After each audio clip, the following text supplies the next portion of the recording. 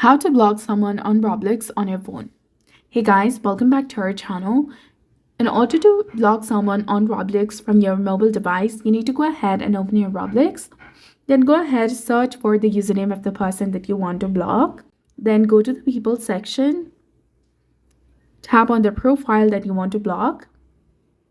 Once you're there, tap on the three dots in the left-hand side of the screen.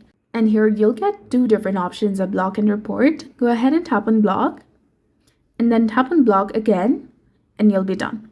This way you can block anyone on Roblox if they're annoying you or you no longer want their profile to appear anywhere.